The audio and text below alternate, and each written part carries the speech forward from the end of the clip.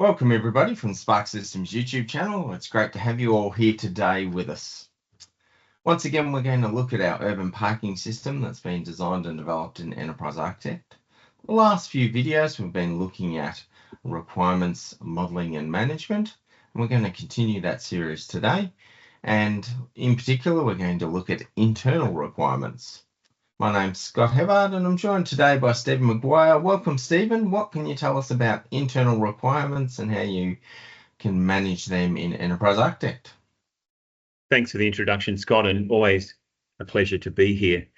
Yes, Enterprise Architect has a very special kind of requirement called an internal requirement.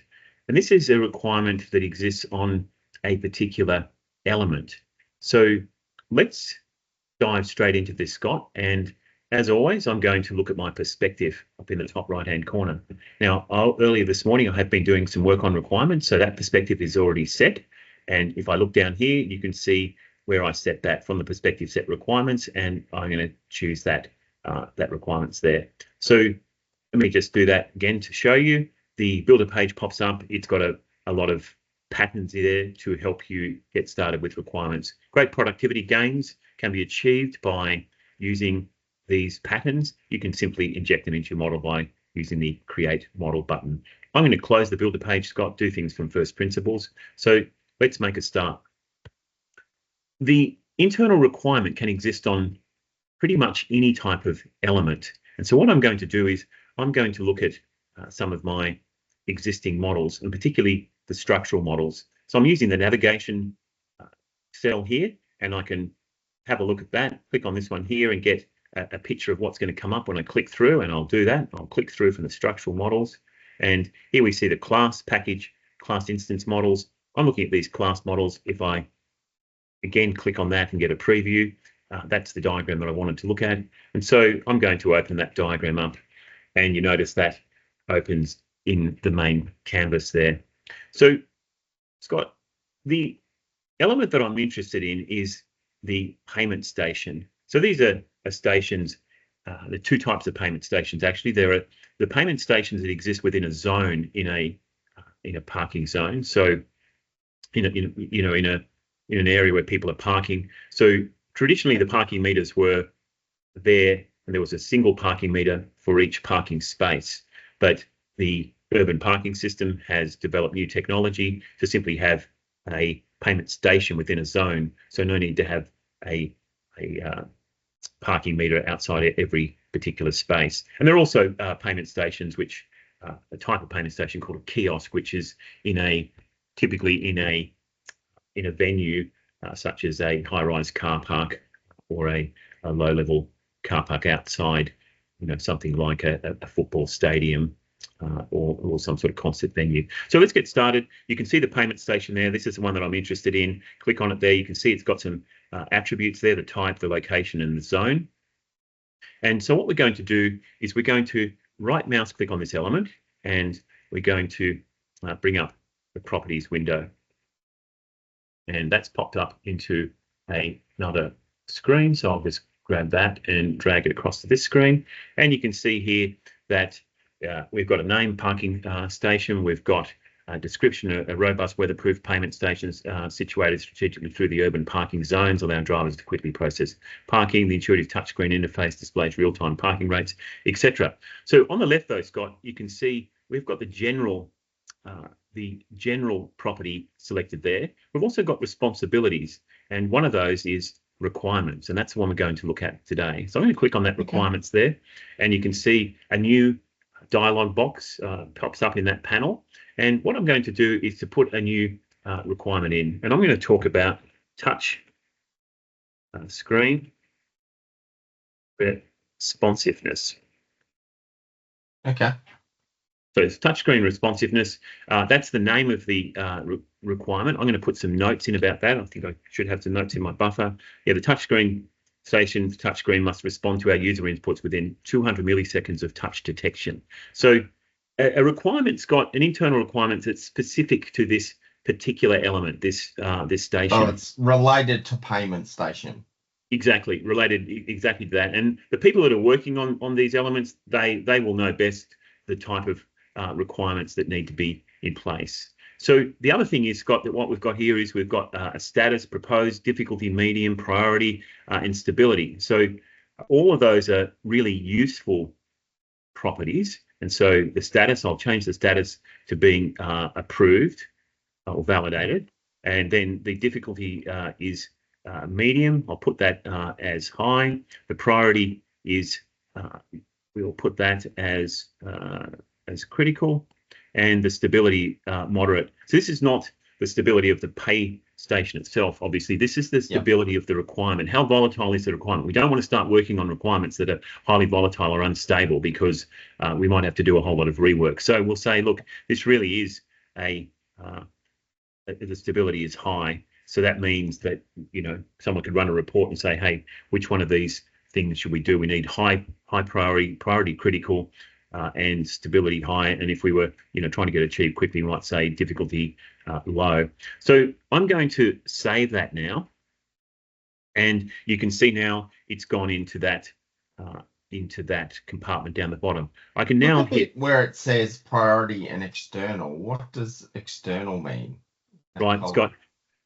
Great question. I'm going to come back. To give you a brief answer, and we'll come back and look at that in a minute. No worries. That means that this is an internal requirement now, and people will be putting these requirements in as internal requirements, and it might come to pass that you may think, I want to move this outside. This is, even though it was around this parking station, but if you had another set of requirements around the parking station in another part of your repository, you might think, well, I'm going to move these out, but I still want it to be referenced inside there. So what I'm going to do now is to go OK to that one. Well, actually, I'll put one more in.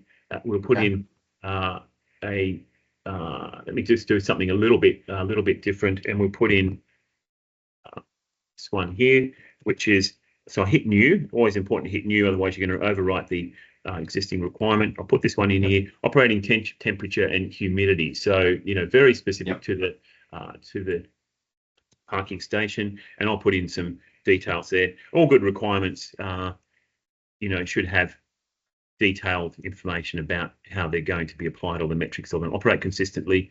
So we could put in something like, you know, the parking station must. Yep. We have that kind of pattern. Because they're all outside, you need to take these things into consideration. Yeah, that's right. So again, we've got our properties there. Let's go. You know, this is a bit difficult. Difficulty is high there, and let's go. Priority is not so high, because we don't have those conditions. So we'll put low there, and the stability is undetermined there, for example. So let's save that, and let's go OK. Now we can't see those requirements, so how do we even know that they exist? And someone looks at this and we think, you know, I don't have any requirements for that payment station. What I can do though, Scott, is two things. I can open up another window. So I'm going to go up to the start ribbon, to the all windows panel, and over here on the design list, you can see underneath browse, I've got inspect. Now this window is essentially, I like to think of it as an element browser. This browser is like this one is a browser of all the things in the repository, but this is looking at specific elements. Now, if you look over here now, Scott, we've got a list of things, a list of properties or conditions that the element can be in. And so we've got, you know, relationships, discussions, requirements, constraints, etc. Now, if we look under here, under requirements, we'll see the two that we just put in. And as you see over in the notes window over there, you can see that the notes are changing for each one of these elements. So that's a useful place to look at them, Scott. But imagine that you were printing out this diagram to include in some sort of document, or imagine you were generating document from Enterprise Architect, and you wanted to let people see it on in the actual diagram. No problem there, Scott. I can just right mouse click on this element and choose the compartment visibility option. Select that one. Good. And I've got show element compartment, and you can see there is a whole list of different compartments. And at the moment, I don't have any of them selected actually. So let's select the requirements one and see what happens. you can see now, I'll just move that one over. You can see now that the requirements have popped up in their own compartment there. And I can look at them there, and I can double click on them there, and that'll pop up the window there, the dialog box with them on for me to get started. So incredibly powerful. And what I'm going to get you to do, Scott, is to perform some of your time travel magic, and we'll just finish off putting a few more requirements into this one. Welcome back, everybody. I've performed a little bit of time traveling and editing magic, and now we have a number of different internal requirements associated with the payment station. So perhaps you can tell us what some of those internal requirements are that we've added, Stephen. Yeah, thank you, Scott. Yes, you can see with the payment station selected there, the requirements compartment visible in the diagram. And remember, we were doing this so that people who are looking at the diagram can immediately see the list of internal requirements, remembering that you can generate first-class documentation directly from Enterprise Architect, and this diagram then can appear in that with the list of requirements. Remember also that we can look at this through the inspector window. So with that element selected, I can go over to the inspector window, and you can see now that we have a number of requirements popping up there. I encourage people to write relatively short names for the requirement and then put the details into the description. Some people tend to write very long names for their requirements. I think it's better to have a shorter name and then a longer description. And as I click on those, you can see that's listing the notes in the notes window there. So operating temperature, humidity, we've got local transaction backup now. So the parking station needs to have its local backup in the event of a power failure. Multilingual display, we've looked at that in other places before, and screen resolution and brightness, color contrast, etc. So let's have a look at one other thing we can do, Scott, here is when we looked at our payment station, I'm going to click on one of these requirements to bring up that window, and you can see here the color contrast ratio there and the screen resolution brightness there.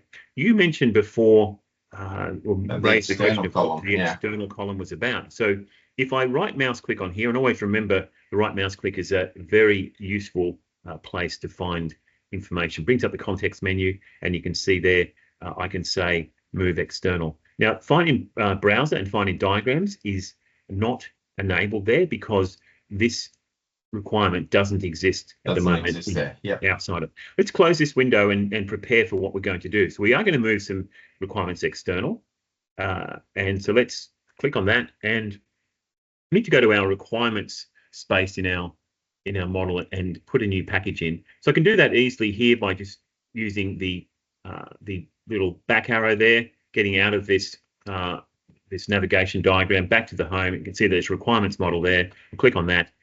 The requirements model, pick that up, and we can see that we've got a diagram there.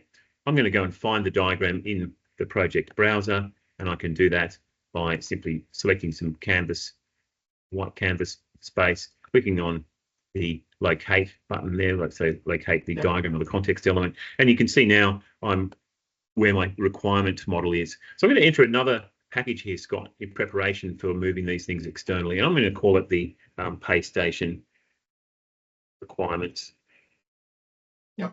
And the package will be created there, and you can see now pay station requirements. It's common to be refactoring the way that you're organizing your requirements, so that will come along. At the moment, that seems like a very useful type of package to put them in. Let's go back to our diagram here with the structural models. Let's go back from this one again, back up to the top level, down to structural, into our class model. There's our diagram again, very easy to navigate. I find that navigating with the navigation cell, Scott, a little bit easier sometimes than finding my way through the repository structure in the browser. There's my pay station class again. I can double click on this to bring up the properties window. I can go to requirements there. Let's move a couple of these requirements externally. So touchscreen responsiveness, that was one that we did. And let's right mouse click on that and say move external. Now, find package dialog box has popped up, and it said, which package do you want to put these requirements in? So that's why I preemptively built that package in there, and you can see there's pay station requirements. And that's the package you created earlier. Yep, and I'm going to say okay to that, and now it's gone there. So let's have a look and see what is written in here. Touchscreen responsiveness. So the requirement now has moved externally. So it's still listed here, but I can go and find the right one by saying, hey, find in the browser. And you can see now that it's found that requirement in the browser. Let's move another one, operating touchscreen responsiveness. Maybe we'll talk about the multilingual display messages as well. So again, we'll right mouse click on that, say move external. The choice window pops up here, and I'm going to choose the requirements model, and I'm going to choose pay station requirements, say okay to that. Now you can see both those internal requirements have now been moved externally. So let's again find that in the browser. No problem. Again, it's going to be in the same location. Let's go okay to this window now and go back and look at our pay station requirements there, and you can see that they're now external. Let's go back and have a look at our inspector window and our requirements there for the pay station element. So important to select the element, Scott, because this is context sensitive to the element that you're on. So if I was on a different element, we get a different list of things here. Now you can see here now that these requirements are just listing the ones that are for their internal there. The requirements on this one here are listing all of them. Let's just refresh our diagram and reload our diagram there, and now you can see that they've popped out of that display. So they have been moved. They have been moved externally. And going back into this requirements model here, into this one, and that's just popped up on a different screen. Let's go back and have a look at that. And I've clicked on the attribute rather than the requirement. Let's go back and fix that. And so now we still have them. We still have them in there, but they're not there. But they're not. But that column clearly indicates which ones are external. So but they're not. They're not being displayed in the display on the diagram. So that's exactly the behaviour that you would want. So these are the requirements, but I've got a historical path, if you like, back to the fact that this requirement was originally part of the internal list of requirements. So Scott, that's it for the internal requirements. Just one other thing I want to say about it very quickly is that some people think about the internal requirements as being responsibilities, and I think that's a useful thing to do, is to think about the fact that, you know, what are the responsibilities of this pay station? What is it? You know, what is it intended to do? And this comes back to a method of requirements analysis called CRC cards, which was really talking about the responsibility of a particular item. So you can use it in different ways. The user, the audience, can decide how they want to use it, but incredibly powerful mechanism for recording requirements specific to an element. And it doesn't have to be just a class. It could be a component. It could be all sorts of elements, in fact. Excellent. Well, thanks very much for that, Stephen. It's been great to learn a little bit about internal requirements and how they can be displayed on the element, how they can be moved external. Very interesting, and there's a few things there that I hadn't seen before, so that's very, very good. As always, to our audience, thanks for joining us today. If you've enjoyed this video, please feel free to like, comment, and subscribe to the Sparx Systems YouTube channel. We always appreciate your feedback. And thanks again, Stephen, for showing us a new approach to creating some internal requirements that are related to an element. Greatly appreciated. Always a pleasure, Scott.